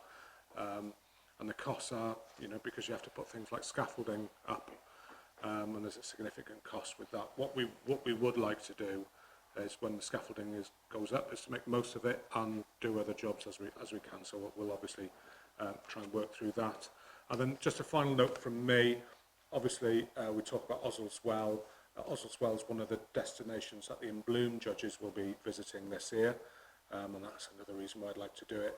But I don't know if you're aware of Oswestry In Bloom is in the national and local final. There's a significant amount of work that's going into that. They currently get a grant of £2,000 from the council, but there are some significant additional costs that they'll have to find this year, such as putting up judges who are travelling from all over the place. So I'm hopeful council will be able to offer some additional financial support of up to £500 to support Oswestry In Bloom. And I know Councillor John, okay, you're on the committee, and I think that's how it's been presented, isn't it?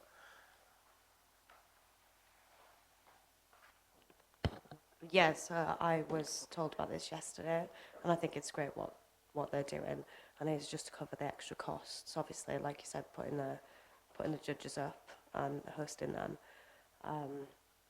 just any extra costs so that they haven't got to come back, really. Duncan. Just to make it clear to everybody, there's a well dressing going on this year for the first time ever. They are actually putting a well dressing onto Oswald's well, and at the moment, they're preparing panels and clay and flowers and everything else. It's a fairly major undertaking they're taking on, and it will become the showpiece. So I would urge us to actually approve the works that are set out there. And whilst you might not think a Green is keen on the plastic option, the recycled plastic has a much higher, longer life than timber. It's a timber that's rotted, and we do desperately need to get on with that to make that area look great for the judges, because I'm afraid these competitions are all about making the judges feel good and showing them interesting things. And I think it's a real gem that could become, in future, really part of Oswesty's tourist offering. Okay. Might I propose, therefore, councillors, a fund of £1,000 in support of Oswald's Well? This is so the Oswald's Well work is a little bit more. It's in the region of £7,000, so you have to approve that. And then it's the additional payment to In Bloom. I suggested 500, but I'm sure they'd be happy to accept 1,000. They are, you know, they are an organisation in their own right. They saved the council a lot of money in that, by doing it that way, and the money will be used to the benefit of the town. So yeah, you know, whatever figure. And in terms of the exposure from a tourist destination is massive. So I'm personally going to propose £1,000 to be offered to them. Do I have a seconder? Thank you, Grace. All those in favour? Against? Abstentions? Thank you. So we haven't dealt with the actual timber. In terms of the actual report itself, so we're being asked to note, discuss and approve the report, which includes the boiler relating to the Guildhall. Has anybody got any further comments in relating those? I just go back. We haven't actually approved what we're doing with the timber recycled work at Oswald's Well. You've given 1,000 to In Bloom, but we've got 2 quotes from 2 companies here for recycled plastic or a timber option, and I'm proposing that we actually go with the recycled plastic option from company 2 as the lowest quote, and therefore we can proceed with that work. Okay, so we have a proposal from Duncan to go with company 2. Of course you can, Richard. I just wanted to check. I presume the quotes are absolutely comparable, that there is no difference between what they are quoting against and the finish that they are offering. Not that I'm aware of, but I will double check that. They're both reputable companies who we use for big projects such as this. So as far as I'm aware, I think it's a like-for-like comparison, but I will double check before issuing the work. Okay, so we have a proposal from Duncan for company 2. Do we have a seconder for that? Duncan and Duncan. Excellent. Sorry, grateful for your help, but we're already there.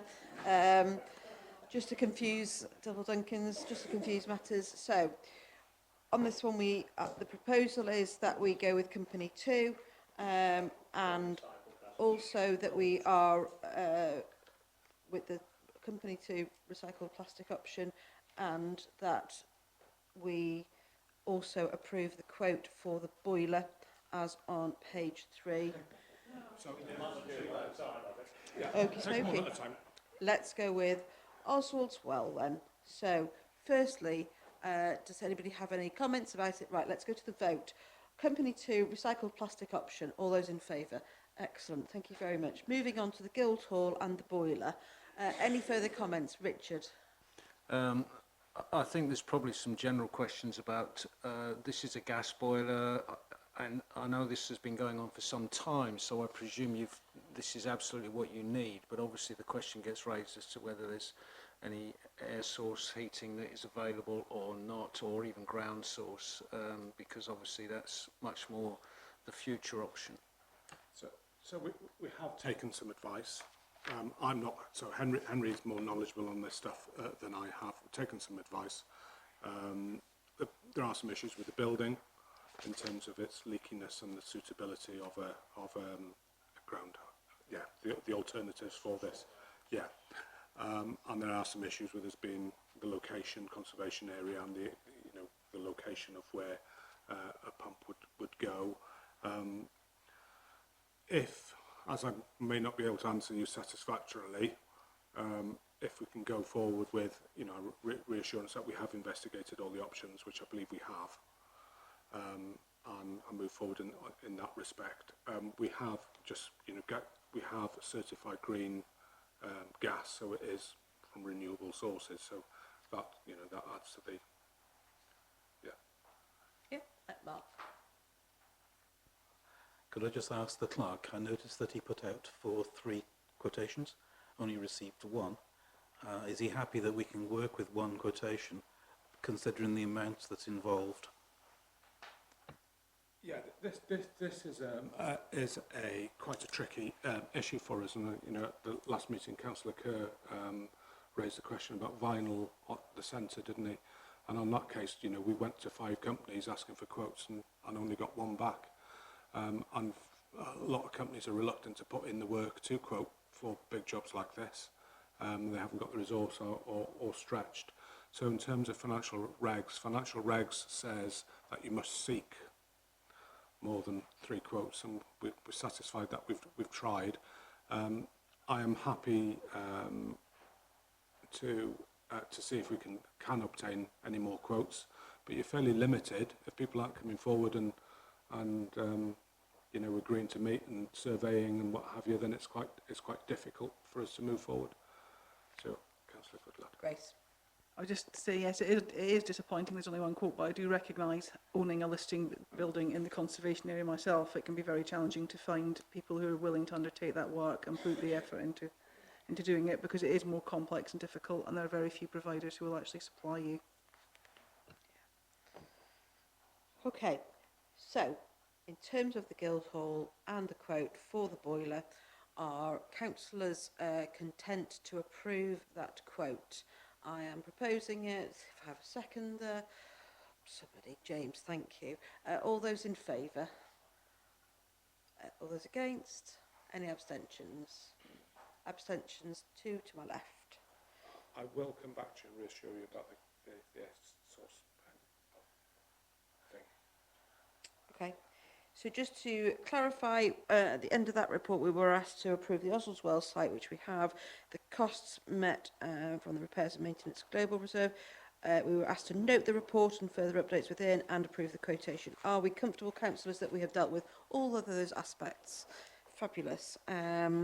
We then move on to car park analysis transactions from this year and last year.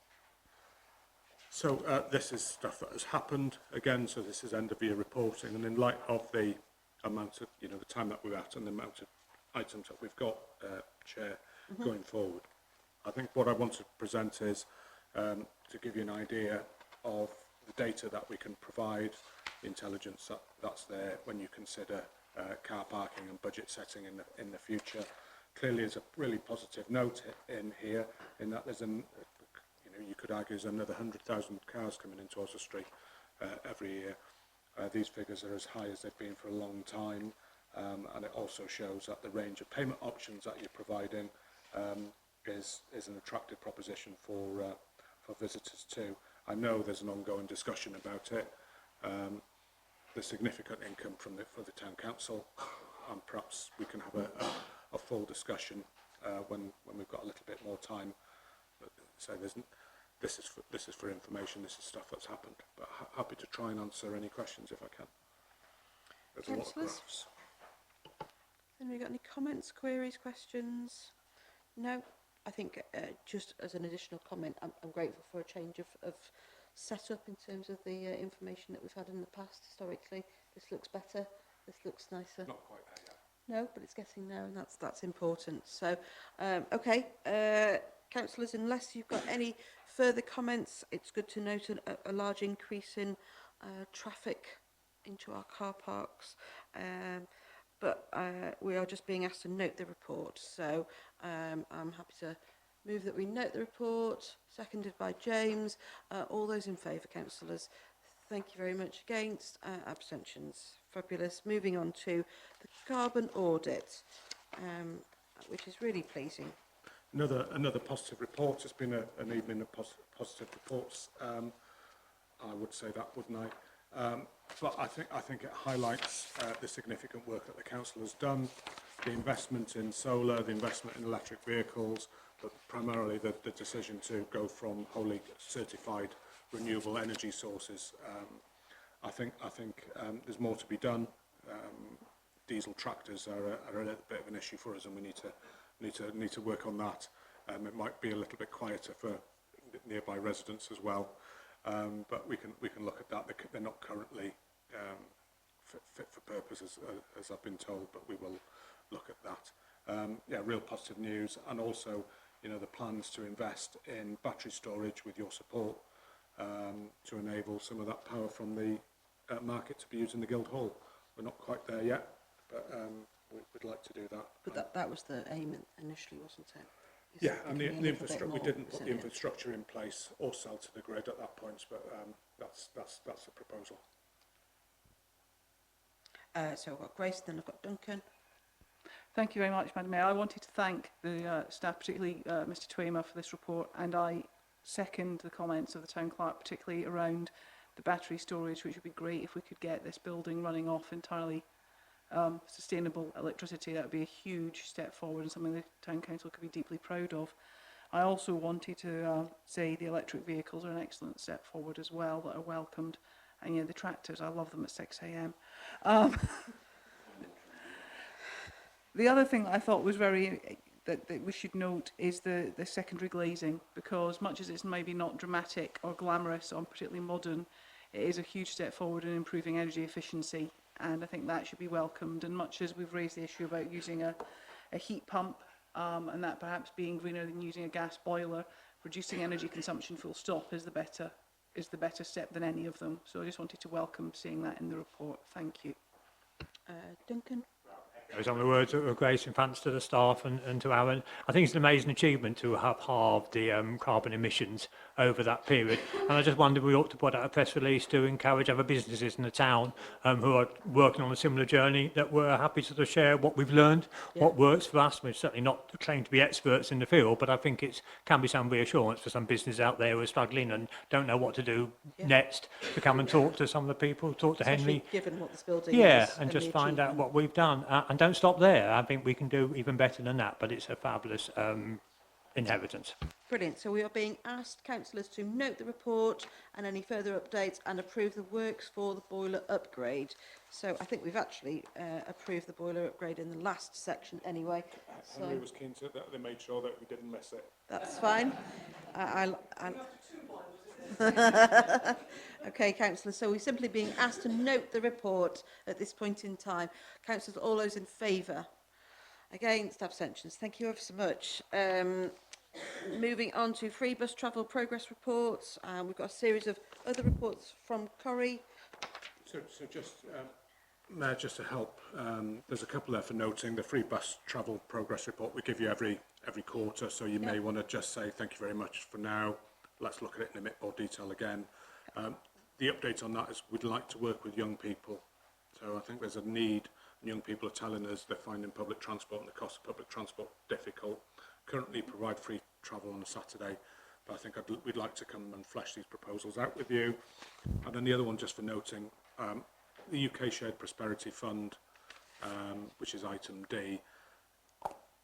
I think I want to show you this report because it highlights how much work goes into externally funded projects and the work that the town council, and it's an example of why this council is successful, is because we have the support of the members, we're clear on our priorities, we have the right level of delegation to officers and the freedom and flexibility to work, the good relationship with traders and mutual trust and respect. And I think it shows that we're able to lever in funding like this quickly, expend it in a very tight time scale and account for it appropriately and do feedback. So I think, you know, it's a good example of the work of this council. But in terms of decisions, it's mainly on B and on C. Okay. Although there's the decisions, I did want to just talk about very, very briefly the free bus travel. And I think, councillors, something to be thought about in the future is if we've got a large volume of additional houses at the end of Mile End, whether that free bus travel in the future extends to down there in terms of accessibility for people living in that area and coming into town, strikes me as something for the future. Anyway. Only if it's on a bus route and it isn't. Indeed, and that's why that is a future aspect. So I've got Jay. Thank you again. Just sort of reiterating a point I made earlier with the free bus travel. I've seen a few of the buses go around. They tend to just say free travel by OTC on the backs of them. I don't think that necessarily everybody's going to understand what the acronym to that is. I mean, as a wrestling fan, that's the original tribal chief to me. So you know, we want it to say what it is. We need to have OTC branding on there properly. I think show our crest. I think we talked about branding right at the beginning. We did. But you didn't want to pay for it, and the company didn't want to pay for it, so we got in a little bit of a discussion, but we can raise that with them again. To get that on the back of the bus has been quite a battle. Okay, really. So far, but we can raise it with them again, and Well, I think if again, I mean, if they just put free travel by town council, even, you know, I mean, if Oswald Street Town Council is too big a word or something like that to fit on the screens, but you know, I just think OTC doesn't really share any information. Duncan. It's been a long evening. Are we dealing with seed, tree planting as part of this? Have you wrapped up that within this discussion? No, we haven't got that. Sorry. Not as yet. I like your enthusiasm, but not quite yet. So, first report, free bus travel, comments noted. Happy to, are you all right? Okay. Happy to note the report. All those in favour, councillors. Thank you very much. Moving on to breathing new life into empty properties grant scheme summary. A really valid thing that we did in the last set of 4 years. Within that, we are being asked to note and thank you.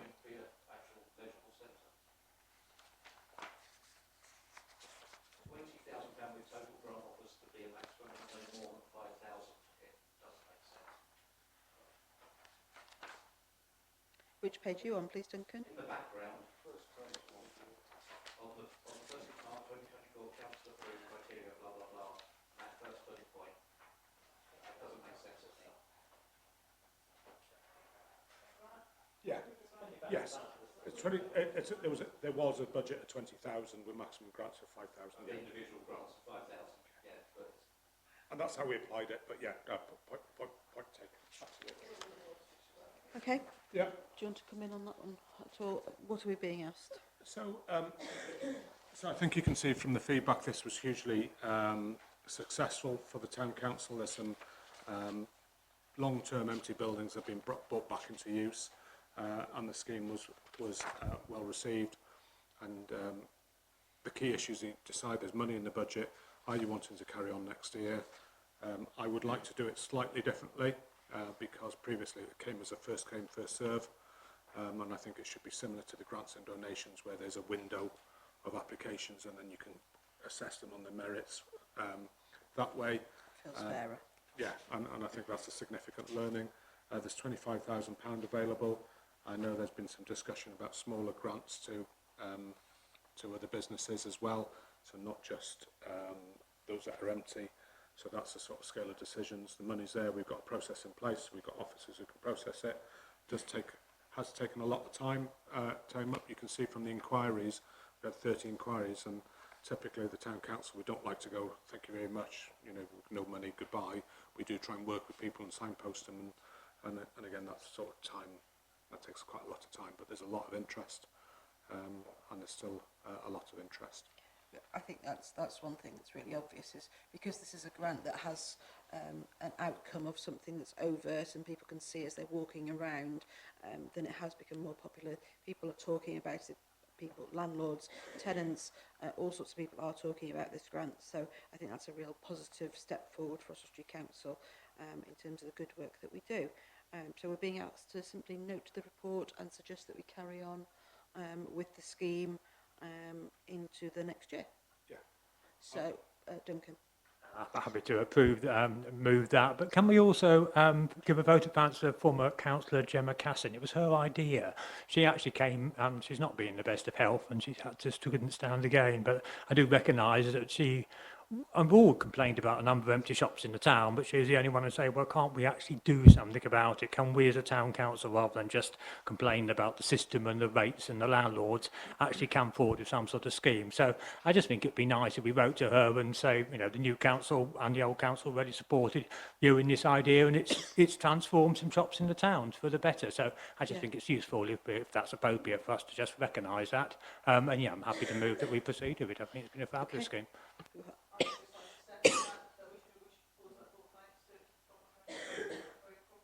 Excellent. So we're being asked to note, asked to carry on the scheme for another year, and asking for the town clerk to, unless Duncan, you could potentially note.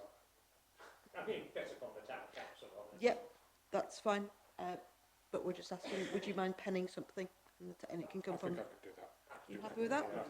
I'm trying to take work off you. Thanks, Gemma. Excellent. Let's hope that it's rather more than that. Anyway, councillors, so those are the things we're being asked. We have a proposer and a seconder. All those in favour, please, councillors. Many thanks. Okay. Community tree planting. We have a report from Curry about community tree planting. Do we have any comments? Duncan. It's a fabulous report, and I think we're all indebted to Corrie and the work she's done and the work the councillors have done. I've probably planted hundreds of trees, and maybe Ollie, my partner, planted probably thousands. Corrie probably planted tens of thousands. So it's required a lot of people to really put their backs into this. But if I just take you back to the start of this journey, about 4 years ago, we sat in this room, and I think it was Ollie said we wanted to plant 17,000 trees, and I think Aaron fainted at that point. And we all said, oh, that sounds like a lot of trees. Where are we all going to put them? And we looked at all sorts of options. We looked at buying land. We looked at all sorts of things. But I suppose the point is, this is what you can achieve when you set an ambitious target.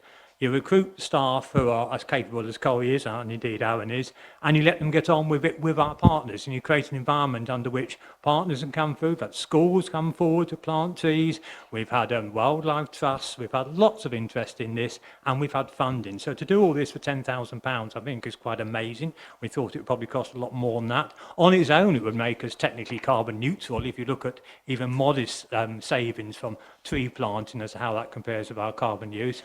But I don't think you'll find another town in the country that's managed to plant one tree in 4 years for every resident in the town. So I would urge two things. First of all, unfortunately, the Climate Change Partnership Panel, which oversaw all this, and I think it's written into the report, was responsible for it, is currently suspended. And I would ask us that we ask the Transformation Working Group to consider at its next meeting what we will put in place if we want to continue this work. Tonight, interestingly, I hear Shrewsbury Town Council are meeting, and I've got a report to establish a climate and nature recovery forum, they're calling it, but it's the same thing. It's where the councillors sit down with other interested partners and trying to work out how we can do better as a community, and clearly planting trees is a community activity. And I would set as a target of 10,000 trees by 2029. I do have to say, we never said the trees had to be in Oswestry. They had been mainly in Oswestry, but we're perfectly happy to have trees around about Oswestry. You know, a tree's a tree, it sequesters carbon wherever it is. So don't think that they have to be in Oswestry, but it happens at the majority of being. But when we've given out trees at the Bailey Head, people come from Morden and probably from further away as that. We haven't been too worried about that. So that's my motion. I think I like the motion. I'm happy to second the motion. I think thinking having another one of those market stalls at least once a year would be really a real good idea. It's a very visual thing, and you certainly managed to shift a good number of trees at those points in time, didn't you? And then also given potential changes with land, with Oswestry Council and partnership working, that gives us another opportunity to look at other areas within the town, even as a minimum. So I'm happy to second Duncan's motion for this evening. Councillors, all those in favour, unless there are any amendments? Excellent, thank you very much. And very lastly, as Aaron spoke about the Shared Prosperity Fund, sorry, just before we move on, Madam Mayor, just to the trees report. Actually, I've got I've had a conversation with Tatiana formerly from the Ukrainian Hub about planting a Ukrainian Gratitude Grove is what they're calling it. It's a series of apple trees which were they're a special the Rennet Simrenko apple, which is what they're proposing to bring it to Oswestry as a sort of thank you, really, to Oswestry residents, and they're hoping to create a grove to do that. A few locations have potentially been identified. The idea is 30 to 36 trees in total. They've got all of the passports and everything like that around these trees already secured. To bring them in because they're an international tree. So basically all the logistical side of things is done.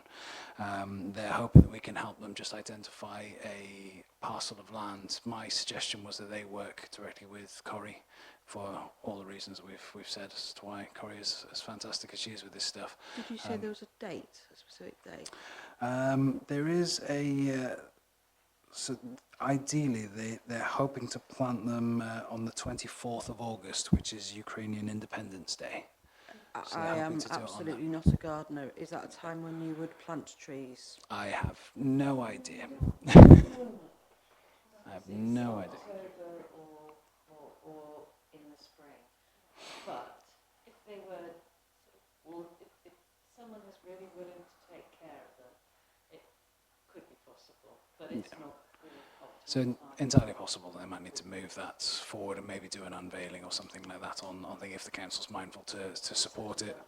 But I think in short that the motion is essentially that that we ask Tatiana to come and meet with Aaron, potentially with Corrie. I know Natalie Bainbridge of In Bloom is involved already and is keen to add her knowledge to the project. So I think it's a really nice idea, this idea of having a community apple grove that people can go to and get free fruit, and obviously as a result we plant another 30 to 36 trees. It wouldn't take an awful lot of space to plant those, I don't think, but obviously a little bit more than just at the front of the Guildhall here. So Okay. thank you. Oh, no? You sure? Yeah. Okay. So that's my proposal anyway. We've worked with many partners to plant trees in many places, so we're happy to take this as a challenge. And we are struggling for land, so I think if anybody here knows of parcels of land that might be suitable, that they're aware of, whether they be schools or other areas, and happy to have that. I don't know from a Shropshire Council point of view if there's any parcels of land you'd be willing to have trees planted on, so we could. Does that require a motion? Can I just say, I think showing that some support is good. I was just going to say, there is an Oswestry Community Orchard anyway, isn't there? They're out Yes. on the, I don't know if they've got any room at all. I haven't been to see, so. I don't know. Yeah. So happy There to work with anybody. Yeah, there's 7 potential parcels of land that have been identified as suitable. Obviously, part of those will require conversations with Shropshire Council. Okay, so are you therefore proposing that conversations start between Tatiana and... Yeah, Yeah, they're already if starting to do the that. council's mindful to support this, Okay, I'm happy to second that proposal that we are supporting. All of those in favour, councillors? Thank you very much. Excellent. Thank you for the additional information, Jay. Lastly, of this point, UK Shared Prosperity Fund, like Aaron talked about a minute ago, it's a massive undertaking to access, fill in the information and be successful in, it's quite all right, I just seem to be tied, and be successful in getting this award, and the outcome of that and the benefits towards our market hall and our market traders and their businesses is profound. So, something else you want to add? Councillors, we are simply being asked to note the report and acknowledge I think I would want to acknowledge the hard work put in by multiple members of this council to gain this money in order to be able to update and improve one of our biggest assets in the town. I'll stop talking now. Councillors, we're being asked to note the report. All those in favour? Excellent, thank you. Last point number 18, the report from the Marketing and Communications Officer. You have that in your pack. Do you have any comments, concerns, questions? Aaron? Duncan?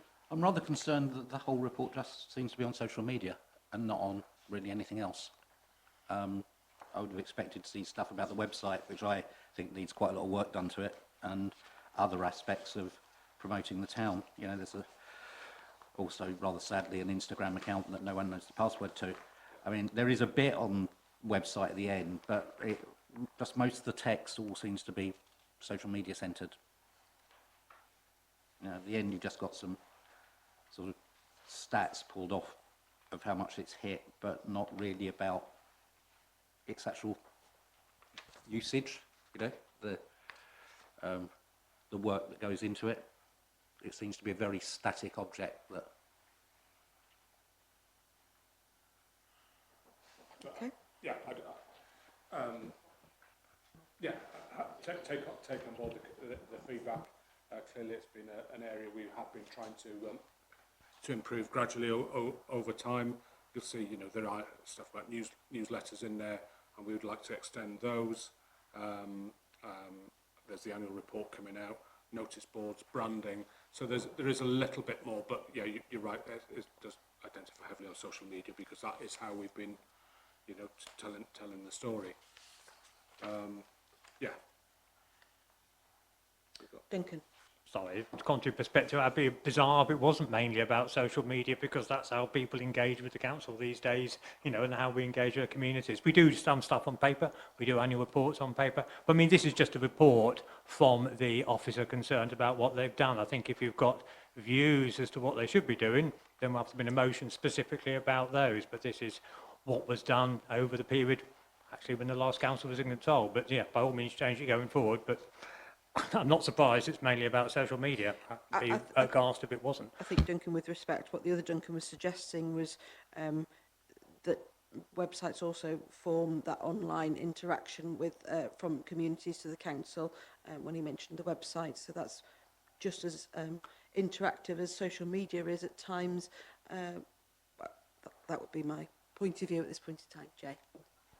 I'd also highlight as well with us wanting to engage with younger members of the community that Facebook and things are 14 and up for I know obviously some people do have social media accounts below that age, but really we shouldn't be encouraging that. But we do want to continue to encourage accessibility to council so people of younger ages can see it, and they can do that via the website without having to put themselves at risk via social media.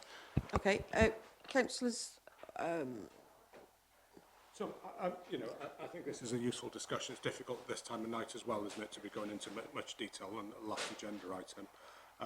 I think it goes to show the amount of work that we're putting in, and it's a significant more than we have done in the past. And there is some more analysis there. There's much more to go. We do need to do work, carry on investing in the website. Absolutely, we accept that. Yeah, there's much more work needed on branding, and certainly on finding other ways of engaging with people and e-newsletters and what have you. So yeah, as part of a journey, happy to get feedback and ideas from members brought forward, and I'm sure Lois would be happy to hear those as well. Okay. How do you want that to happen? So just email me, come and see me. You know, Yeah. it's happy. Okay, in that informal manner. So, councillors, if you're happy for that conversation to open in that manner, then we are simply being asked to note the report at this point in time. So, unless there are any further comments around the room, all those in favour? Awesome. Thank you very much. That is the end. Good meeting. Well done. Thank you.